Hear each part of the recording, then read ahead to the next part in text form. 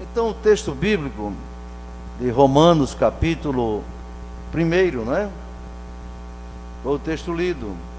Romanos, capítulo 1, versículos 18, isto é, foi do 14, né? Eu desmarquei aqui, mas é rápido.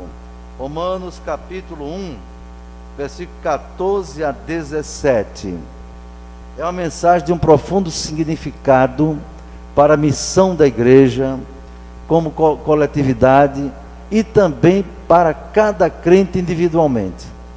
A igreja no sentido coletivo e a igreja no sentido individual de cada um de nós. O apóstolo aqui escrevendo aos romanos, não é? Escrevendo, ele diz: eu sou devedor, tanto a gregos como a bárbaros, tanto a sábios como a ignorantes. Interessante, não é? Sábios e ignorantes, gregos e bárbaros. O que ele quer dizer com isso, viu? Ele está dizendo que é devedor a todo tipo de gente. Ele tem o dever de pregar o evangelho, tem o dever de proclamar a Cristo. Aí ele diz: eu sou devedor tanto a gregos. Gregos aqui, meus irmãos, representava a intelectualidade da época de Paulo. Paulo falava 4 idiomas: hebraico, latim, aramaico e grego. Então ele falava muito bem tudo isso, era um mestre, não é? Mestre na lei e mestre também na intelectualidade. Então, ele diz aqui, grego representava de onde veio a filosofia? A filosofia nasceu na Grécia. Os grandes filósofos, né, que ainda são estudados, falados das universidades, nasceram e se desenvolveram e propalaram suas ideias, não é? A partir da Grécia, principalmente da cidade de Atenas, a capital daquele estado-nação. Então os gregos eram intelectuais, eram dominados pela filosofia, tá certo? Enquanto os romanos eram mais dominados pela guerra, os gregos eram pela filosofia, pelo intelecto, pela erudição. Aí Paulo diz: olha, eu sou devedor, não somente, eu sou devedor a eles, os gregos, ou seja, aos intelectuais, aos sábios, essa gente, não é? Aos professores, viu? Ele estava dizendo: eu sou devedor. Muitas vezes há igrejas que não querem saber de pregar a essa gente, não. Como se essa gente das universidades, da academia, entende? Da intelectualidade, eles não precisam de Jesus. Precisam sim. Precisam de Jesus. São só os pobres não é? Os pobres, os ignorantes, os analfabetos precisam. Essa gente precisa também. E eu sei bem disso, irmão, porque eu vivi 18 anos na academia. Durante 18 anos eu fui professor da graduação na universidade, não é? Professor de economia internacional, e também fui professor na administração. Fiz mestrado em administração e terminei minha vida acadêmica ensinando na pós-graduação em administração. Inclusive no exterior fizemos curso. Aí você pode dizer: o que é que o senhor viu lá de necessidade espiritual? O povo mais carente é esse povo que mais estuda, irmãos. Pode estar certo disso. Eu vi um colega meu, por exemplo, né, muito animado, lá, muito moderno, muito avançado, tinha sua mulher e tinha outras mulheres, etc. Um dia ele levou o seu carro para Ponta Negra e ali numa curva já levou um galão com gasolina, jogou em cima do carro, pegou o isqueiro, tocou fogo no carro, pegou o revólver, atirou no ouvido. Intelectual.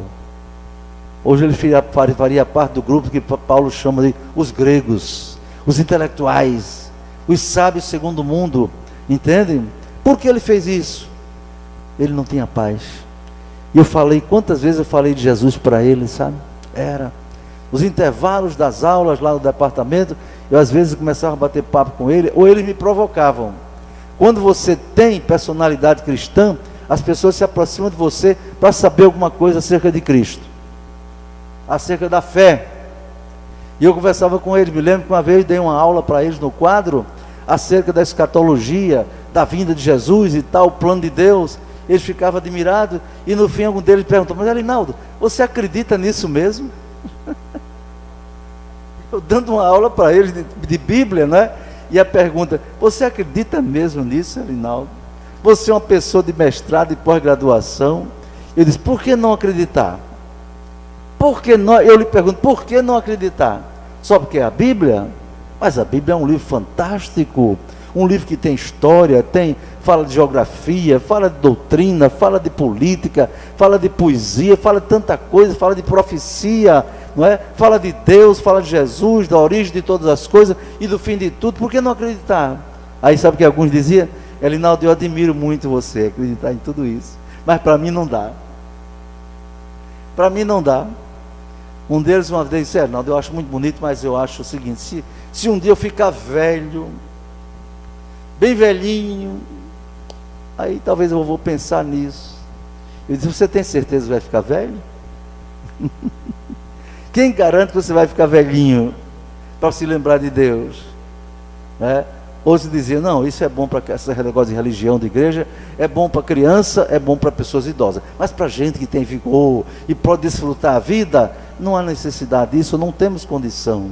Eu digo: eu lamento muito, porque um dia vocês vão comparecer diante desse Deus a quem nós pregamos, não é? Então Paulo diz: eu sou devedor a gregos, aos intelectuais também. Olha, irmãos, eu sempre fui um tanto inquieto, né? Eu sou aparentemente calmo, não é? Graças a Deus, e sou mesmo, mas já fui bem agitado. Naquele tempo, então, eu me mexia mais do que hoje, pela idade também, não é? Eu não me conformava. Então, quando eu fui militar, por exemplo, os irmãos são militares aqui, sabe que o regulamento diz que é proibido falar de religião, falar de política, está escrito, não é? Os regulamentos, pelo menos do exército é assim, coisa proibida, falar de política, religião, etc. Pode falar de tudo, pornografia, sexo, tudo pode falar lá dentro, não é proibido, não é? Pelo menos não está escrito assim, não é? Mas falar dessas coisas é proibido, então. Mas eu sempre aproveitei a oportunidade, não durante o expediente normal das minhas atribuições lá no quartel, não, mas nos intervalos, no almoço, quando eles estavam falando de tanta coisa, de novela, de futebol e tanta coisa lá, eu também chegava devagarinho por ali, né? E às vezes até eles me provocavam. Eu achava ótimo quando eu era provocado, irmãos, na minha fé. Eu achava ótimo, que era uma porta aberta, e então eu falava de Jesus para aquela gente, sutilmente, com respeito, não é? A caserna, falava de Jesus. E é muito bom você falar de Jesus lá no seu ambiente, você tendo oportunidade, pois a Bíblia diz: falar a tempo e fora de tempo. Tempo e fora de tempo.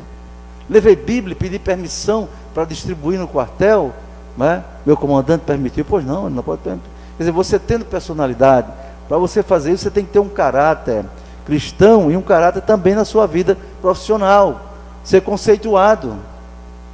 Eu recebi medalha, né, de mérito como praça no quartel, graças a Deus. Nunca fui punido, não é verdade? Sempre procurei cumprir meus deveres direitinho, e eu era procurado pelos meus comandantes, graças a Deus por isso. E aproveitando esse conceito, eu procurei demonstrar minha fé como eles permitiam ali. Distribuía literatura aqui e acolá, levava a Bíblia, dava um, dava outro, discretamente. Eles me procuravam para pedir oração, procuravam para conversar comigo. Oficiais mesmo gostavam de conversar comigo sobre essas coisas, não é? Eles ficavam admirados, como é que eu sabia tanta coisa. E assim a gente ia falando de Deus, falando de Jesus. Na universidade foi um lugar mais difícil do que na vida militar, porque o pessoal na universidade é mais orgulhoso, entende, irmãos?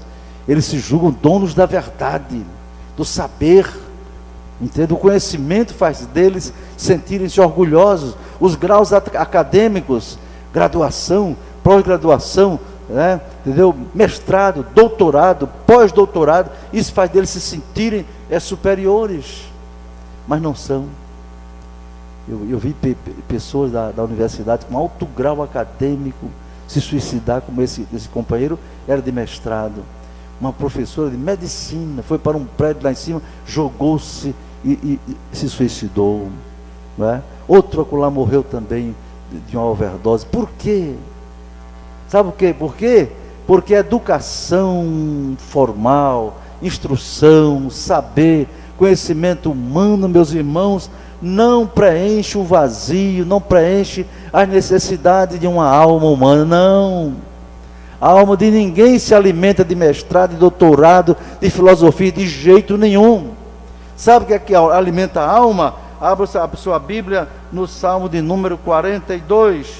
Você vai ver quem é que enche a alma do homem, quem é que satisfaz a alma do ser humano. Salmo 42 responde, não é? Quem é que preenche essa necessidade que o homem tem dentro de si, de paz, de tranquilidade, de serenidade, de segurança? O salmista disse: como o cervo brama pelas correntes das águas, assim suspira a minha alma por ti, ó Deus. A alma suspira por Deus. Aí ele completa: a minha alma tem sede de Deus. Mas o salmista esclarece bem: a minha alma tem sede de Deus, mas não é de qualquer Deus, não. A minha alma tem sede de Deus, do Deus vivo. Glória a Deus. E ele pergunta: quando me apresentarei ante a face do Senhor? As minhas lágrimas servem de mantimento de dia e noite, porquanto me dizem constantemente: onde está o teu Deus? Onde está o teu Deus? Muita gente faz essa pergunta às pessoas por aí: que Deus é esse que deixa as crianças passar fome? Que Deus é esse que deixa uma criança nascer aleijada? Que Deus é esse que deixa ver essas guerras, essas violências, estupros, tudo isso, que deixa ver o mal, não é? Quanta gente ruim prolifera. Que Deus é esse que não impede? Por sinal, hoje eu vi ontem na internet um pastor, não sei se vocês viram, pastor de uma igreja. Eu conheci ele quando jovem, pastor lá em Fortaleza. Meu primeiro quartel que eu servi foi em Fortaleza, não é?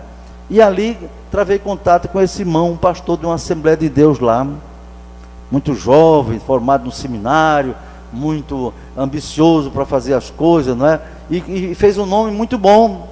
Mas sabe o que aconteceu com ele? Ele passou por uma crise, meus irmãos, uma crise existencial, uma crise espiritual, uma crise de fé. Em 2005, quando houve aquele tsunami lá na Ásia, que matou 200 e tantas mil pessoas, destruiu 12 cidades, não é? Ele postou no Facebook, e eu até mandei uma mensagem para lá, para ele, né? Ele dizendo assim: está vendo? Nós precisamos mudar nossa ideia de Deus. Nós precisamos acabar com essa história de dizer que Deus é onisciente, ou que Deus é onipotente. Um pastor dizendo isso, meus irmãos. Aí ele dizia: está vendo, olha, o tsunami matou 280 mil pessoas, ele não podia ter evitado isso. Aquele pastor dizia: Deus não é onipotente, ou então ele não sabia do que ia acontecer. Aí dizia: temos que rever nossa teologia. Não, nosso Deus não é assim não. Ele dizia: Deus é um Deus que aprende com suas criaturas, Deus aprende com o homem. E, meu Deus, que deu na cabeça daquele pastor. Mas ontem foi pior. Ontem na internet ele botou tudo para fora, dizendo: eu creio numa teologia apofática. Cada invenção, não é, irmão? Ele dizia: eu não creio em Deus que responde as orações, eu não creio em Deus que faz milagres, eu não creio em Deus que resolve isso e aquilo, não. Ele disse: eu creio nas ações humanas. Ou seja, para mim, aquele meu amigo pastor apostatou da fé. Apostatar da fé quer dizer abandonar a fé, deixar a fé em que ele cria. Não, meus irmãos, a alma do ser humano só se satisfaz em Deus.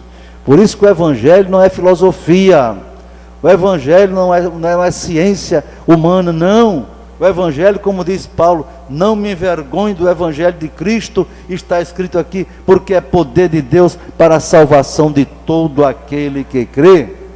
Evangelho é poder de Deus. Por isso que nós não podemos pregar outra coisa a não ser o Evangelho, que quer dizer as boas novas de salvação. Aí Paulo diz: eu tenho que pregar esse Evangelho, essas boas novas aos intelectuais. Sim. Por isso, quando você estuda numa faculdade, eu já disse aos irmãos uma vez aqui numa pregação: você não é um professor crente, você não é um médico crente, evangélico, não é? Você é um crente evangélico, isto é, você é um crente professor, você está ali para representar Deus, você é um servo de Deus que Ele colocou ali para você falar dele com a sua vida, com o seu testemunho. Você, onde você estiver, um discípulo de Jesus, ele deve estar a serviço do Rei Jesus. Você não está ali para ganhar dinheiro, não, né? Muita gente pensa em ter um diploma, já pensando que emprego vai ter para ganhar dinheiro. Claro que todo que se faz um curso é para exercer uma profissão, né? É para exercer uma profissão. Então você se forma em economia, em medicina, em direito, etc. Saiba que não é por acaso. É Deus que te deu essa oportunidade para você ter uma testemunha dele nessas áreas onde outros não podem estar. Entendeu? Então, nós devemos pregar o evangelho a essa gente. E também aos ignorantes, a gregos e a bárbaros. Bárbaros eram todos os povos que não faziam parte do Império Romano, não é? Bárbaro, toda aquela gente, aquelas outras nações que não faziam parte do Império Romano, eram considerados bárbaros.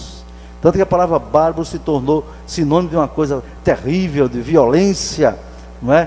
De coisa terrível assim, porque os bárbaros, os vikings, os godos, os visigodos, eram povos que viviam guerreando, destruindo tudo que encontrava pela frente.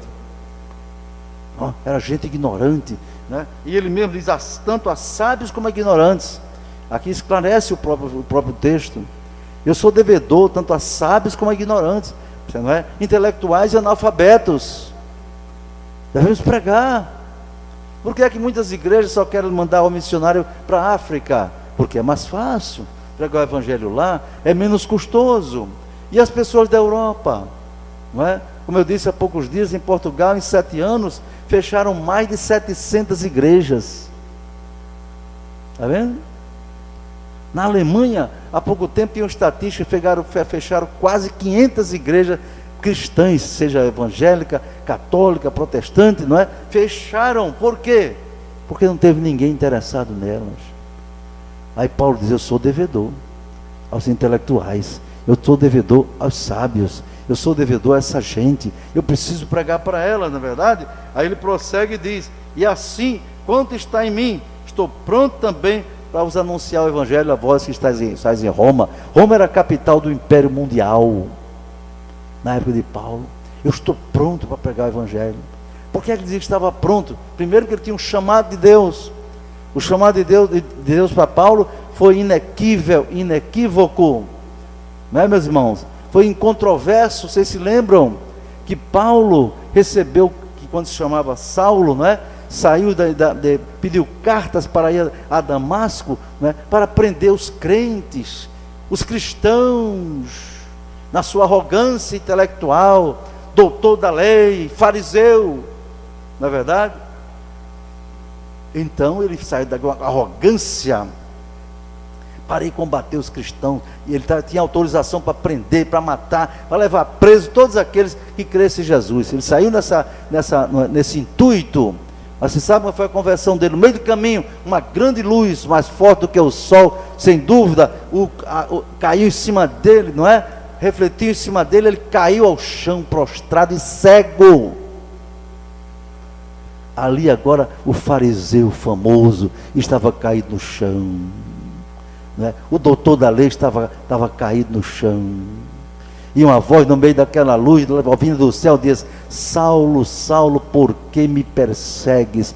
Duro é para ti recalcitrar contra os aguilhões. Ele ficou apavorado. Ele ouviu a voz e entendeu a voz, certamente falava em hebraico, mas os soldados que estavam com ele não entendiam. Um texto em Atos corrobora isso, não é? Mas ele entendeu. Ele ouviu a voz e entendeu a mensagem.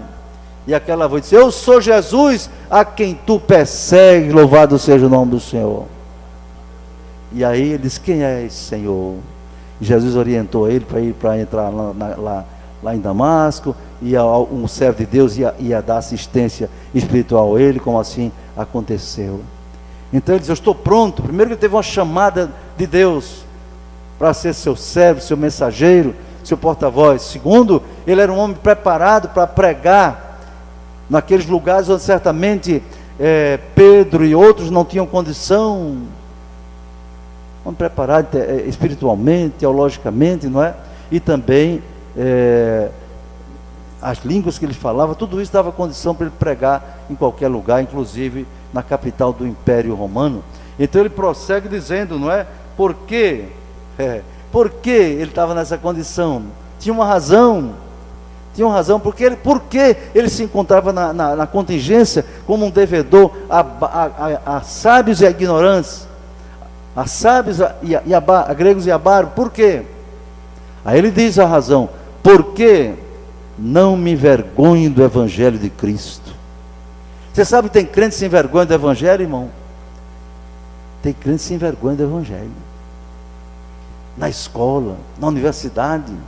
Uma vez eu escrevi um artigo no jornal, lá em Natal. O título do artigo era Passei no Vestibular. Sempre gostei de escrever, né? Desde jovem.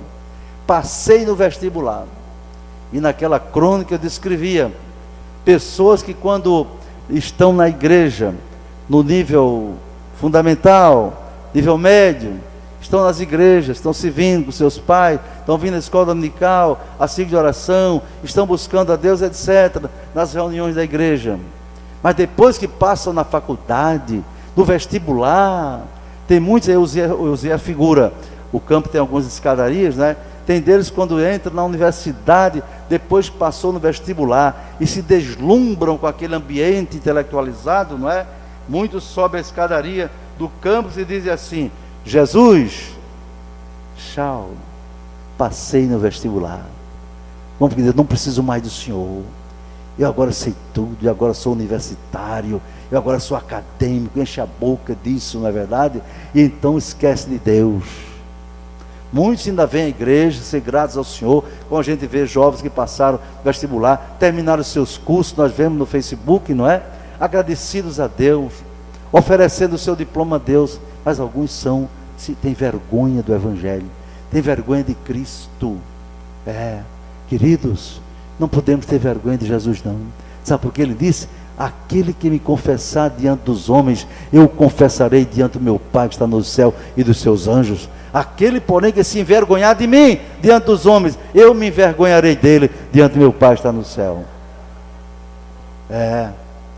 Haverá crente, Jesus vai dizer: Pai, aqueles ali eu tenho vergonha deles, porque eles negaram o meu nome, eles me trocaram por emprego, me trocaram por sexo, me trocaram por intelectualidade, me trocaram por posição, me deixaram de lado, né? Cuidado, meus irmãos. Na igreja de Laodiceia, a Bíblia diz que Jesus diz assim: eis que estou à porta e bato, se alguém abrir, eu entrarei e cearei com ele e farei com ele morada. Mas se não abrir, Jesus não arromba a porta do coração de ninguém. Então não me envergonhe do Evangelho de Cristo, irmão. Isso é muito bom.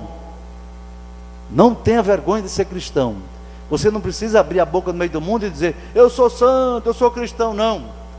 A sua vida, o seu testemunho fala muito mais alto do que as suas palavras. Agora, se você tiver a oportunidade de falar, fale, porque você é testemunha de Jesus. Não me envergonhe do Evangelho de Cristo. Olhe bem, Evangelho de Cristo. Existe evangelho por aí que não é de Cristo. Existe evangelho mercantilista, existe evangelho hedonista, de prazeres, de entretenimentos. Existe evangelismo assistencial. Uma pessoa me disse: olha, pastor, é mais importante distribuir comida para os pobres do que estar dentro das igrejas cantando. Esse é daquele tipo que Jesus disse uma vez: sabe por que vocês estão atrás de mim? Por causa da comida que perece, não é por causa da minha palavra, não. Ou seja, vocês estão atrás de mim porque buscando se beneficiar, não é? De comida, de bens, etc. Esse tipo de gente Jesus não aprova. Ele quer que você sirva a Ele, como disse a mulher samaritana: os verdadeiros adoradores adorarão a Deus em espírito e em verdade. Louvado seja Deus. Em gratidão a Deus por tudo ter feito. Não me envergonhe do Evangelho de Cristo. Meu querido irmão, jovem, adolescente, seja quem for, não tenha vergonha de Jesus, não. Porque Ele não teve vergonha da gente. Ele não teve vergonha de ser esbofeteado na cara. Ele não teve vergonha de ser espancado nas ruas. Ele não teve vergonha de ser pregado numa cruz e o seu sangue jorrar. Ele não teve vergonha de ser escarnecido por aqueles homens ímpios. Tu és o Filho de Deus, desce da cruz. Cadê? Você disse que é Salvador? Desça daí. Ele não teve vergonha. Ele foi até o fim, como diz o profeta, como ovelha muda perante os seus tosqueadores. Ele não abriu a sua boca. Louvado seja o nome dele. Mas o castigo que nos traz a paz estava sobre ele, e pelas suas pisaduras fomos sarados. Dê glória a Deus por isto. Ele não teve vergonha de nós.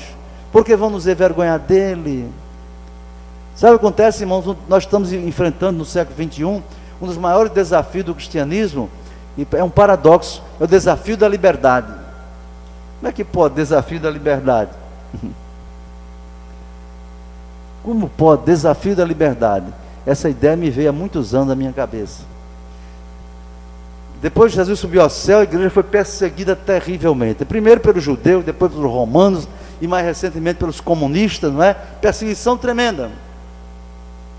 Mas na perseguição, meus irmãos, é que muitas vezes aparecem os crentes fiéis, os crentes verdadeiros, aqueles que realmente estão dispostos a morrer por Cristo. Mas no clima de liberdade, muitas vezes os crentes se acomodam, ficam acomodados, não buscam orar, não buscam ler a Bíblia, não buscam santificar. Por quê? Está tudo tranquilo. Meus irmãos, vamos orar a Deus, para que não precise vir uma perseguição cruel, para poder nós nos voltarmos para Deus. Não, diz a Bíblia, buscar o Senhor enquanto se pode achar, invocar enquanto está perto. Glória a Deus. Ele está perto de nós, está nos abençoando, vamos buscar mais a Ele, não é? Então não é para se envergonhar de Jesus. Não. Aquele tempo, a história da igreja revela, né? Você lê o livro, por exemplo, As Catacumbas de Roma. As Catacumbas de Roma é um livro que eu recomendo para a juventude e para todo crente. Se você ainda encontrar numa livraria esse livro, compre. As Catacumbas de Roma. Você vai ver o testemunho dos cristãos nos primeiros séculos, irmão. Um velho, por exemplo, chamado Policarpo, foi preso porque era cristão e foi levado para a fogueira, ser queimado vivo. Pegaram Policarpo, amarraram num pau aqui atrás, em cima de uma fogueira, não é? Colocaram azeite, óleo nos pés dele, naquela lenha, e veio o carrasco com a tocha e diz: por que o senhor não nega esse Jesus? Basta o senhor dizer assim, eu nego Jesus, e diga olhando lá para o imperador que estava lá no Coliseu: Ave César, quer dizer, eu te saúdo, César. Nega Jesus e dá glória a César. Você vai sair daí, o senhor um ancião, vai sair daí, vai ser honrado, o senhor vai sentar ao lado do imperador, a sua família não vai ter mais falta de nada. Basta o senhor dizer, eu nego Jesus. Sabe qual foi a resposta de Policarpo? Eu sirvo a Jesus há tantos anos, Ele nunca me negou, e não é agora que eu vou negar o seu nome. Pode acender a fogueira. Pode acender a fogueira, e morreu cantando, louvado seja o nome do Senhor. Meus queridos irmãos, hoje esse tipo de perseguição está acontecendo lá na Síria, não é? Ainda naqueles lugares onde aqueles famigerados assassinos, terroristas, sanguinários do Estado Islâmico, não é? Estão perseguindo os cristãos. Eu tenho um livro que comprei agora quando estive em Portugal, não é? Ou o Estado Islâmico, ou o Califado, ou a morte. Uma aldeia lá num certo país africano, os representantes desses terroristas chegaram lá na aldeia e disseram: quem for cristão, venha para cá. E foram entrando na casa das pessoas, encontraram a casa do irmão, ele era cristão, tinha sido muçulmano e agora era cristão. Disseram para ele: você era um bom muçulmano, você inventou essa história de ser cristão.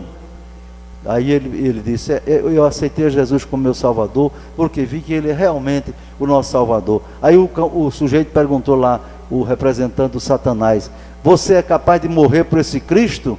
Ele disse: sou sim. Botou o revólver na cabeça, atirou na cabeça dele, o irmãozinho caiu no chão, a sua mulher com a criança a mulher grávida com a criança pequena nas mãos ainda, o menor, a criancinha, e ele caiu se esvaindo em sangue ali. A mulher saiu correndo pedindo socorro. Eles mataram 12 cristãos naquela aldeia, saíram matando, não é? E então chegou o socorro depois de não sei quantas horas, e Deus foi tão bom que aquele irmão sobreviveu àquele tiro na cabeça, e agora testifica de Jesus ali como seu Salvador. Está vendo, irmão? Testemunho elevado dele, porque não se envergonhou do Evangelho de Cristo. Sabe por quê? Disse Paulo: porque é o poder de Deus para a salvação de todo aquele que crê. O Evangelho, irmãos, é poder de Deus. É poder de Deus para a transformação de vidas. Não é? Cada um desses irmãos novo convertido, ou vocês que já foram novo convertidos, não é verdade? Pode dizer o que aconteceu na vida de vocês. Quem você era antes e depois que você aceitou Jesus, quem passou a ser você. Seguramente, se você se converteu de verdade, você não é mais do mesmo jeito. Como disse um certo pregador, que eu até passei aqui no slide, não é? Ele diz o seguinte: a conversão tira você do mundo, mas a santificação tira o mundo de você. Essa é a grande transformação. Aceitou Jesus, você sai do mundo. Mas para você tirar o mundo que ainda estava dentro de você, é preciso você se santificar. Por isso São Paulo diz em 1 Tessalonicenses 5:23, não é? E o Deus de paz vos santifique em tudo, e todo o vosso espírito e alma e corpo sejam plenamente conservados e irrepreensíveis para a vinda de nosso Senhor e Salvador Jesus Cristo. Quem diz amém?